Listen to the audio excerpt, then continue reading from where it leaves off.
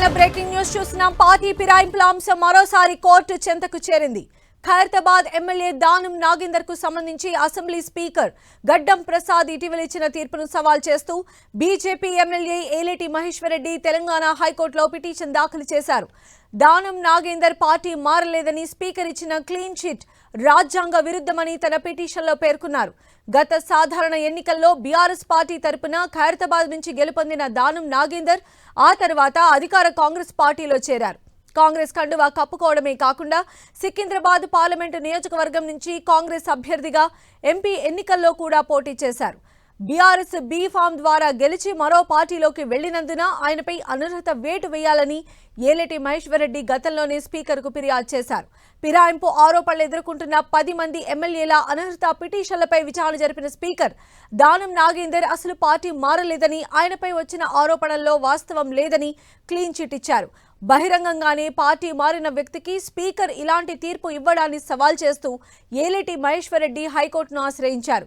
ఈ పిటిషన్లో అసెంబ్లీ స్పీకర్ను దానం నాగేందర్ను ప్రతివాదులుగా చేర్చారు. ఈ కీలక పిటిషన్పై తెలంగాణ హైకోర్టు చీఫ్ జస్టిస్ ధర్మాసనం రేపు విచారణ జరపనుంది.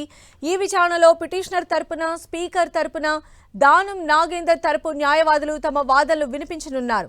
స్పీకర్ నిర్ణయంపై కోర్టు ఎలా స్పందిస్తుందోనని రాజకీయ వర్గాల్లో ఉత్కంఠ నెలకొంది. మరిన్ని అప్డేట్స్ మా ప్రతినిధి అజయ్ అడిగి తెలుసుకుందాం. అజయ్, స్పీకర్ తన నిర్ణయాన్ని వెలువరించిన తర్వాత కూడా ఈ ఇష్యూకి ఫుల్ స్టాప్ పడినట్టుగా కనిపించట్లేదు. ఇప్పుడు ఏలేటి మహేశ్వర్ రెడ్డి హైకోర్టుకు వెళ్ళడం, దీని తర్వాత ఎలాంటి పరిస్థితులు చోటు చేసుకునే అవకాశం ఉంది? ఖచ్చితంగా ఇది మరింత సాగతీతకు అవకాశం ఉన్నదని చెప్పుకోవచ్చు. ఎందుకంటే ఇప్పటికే స్పీకర్ దీనిపైన తీర్పు వెలువరించడం జరిగింది. ఏదైతే దానం నాగేందర్ పార్టీ మారలేదంటూ కూడా ఆయన ఇరుపక్షాల వాదనలు విన్న తర్వాత తీర్పు ఇచ్చినటువంటి పరిస్థితి. అయితే ఈ స్పీకర్ గడ్డం ప్రసాద్ ఇచ్చినటువంటి తీర్పును సవాల్ చేస్తూ BJP LP leader Maheshwar Reddy high court తలుపు తట్టినటువంటి పరిస్థితి కనబడుతుంది.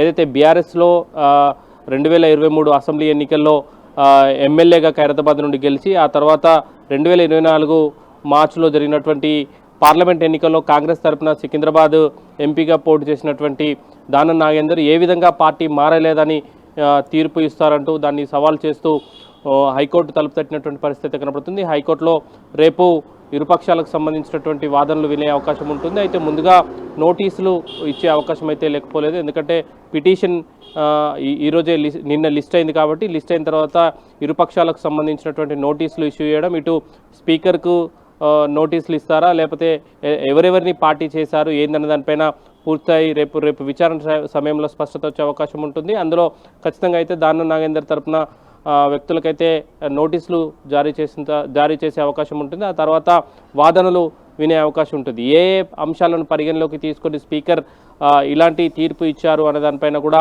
వాదనలు జరిగే అవకాశం అయితే లేకపోలేదు. అయితే దానం నాగేందర్ తరపున వారి అడ్వకేట్లు వాదిస్తున్నటువంటి వాదనలు ఏదైతే కాంగ్రెస్ తరపున పోటీ చేసినప్పటికీ కాంగ్రెస్ నుండి కాంగ్రెస్ కండువా కప్పుకోలేదు, కాంగ్రెస్ పార్టీ ప్రాథమిక సభ్యత్వం తీసుకోలేదన్న వాదనలు అయితే దానం నాగేందర్కి సంబంధించినటువంటి అడ్వకేట్లు వినిపిస్తున్నటువంటి సందర్భం అయితే కనబడుతుంది. అదే తరహా వాదనను హైకోర్టులో కూడా వినిపించే అవకాశం అయితే లేకపోలేదు. అయితే దాన్ని కొట్టిపారేయాలన్న ఉద్దేశంతో బీజేపీ ఎమ్మెల్యే మహేశ్వర్ రెడ్డి హైకోర్టులో పిటిషన్ వేసినటువంటి పరిస్థితి మనకు కనబడుతుంది.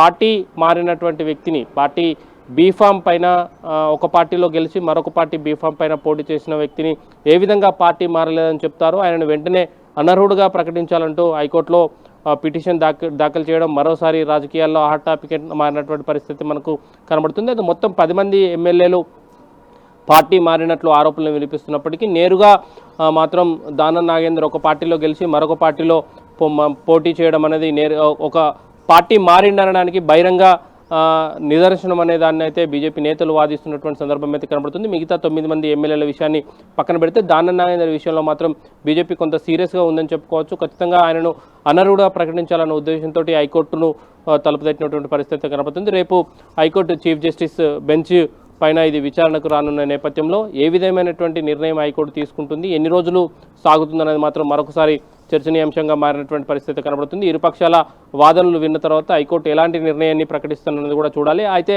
వచ్చిన నిర్ణయాన్ని స్పీకర్ మళ్ళీ దాన్ని ఎగ్జిక్యూట్ చేస్తారా లేదన్నది కూడా చర్చనీయాంశంగా మారే అవకాశం అయితే ఉంటుంది. రైట్ అజయ్.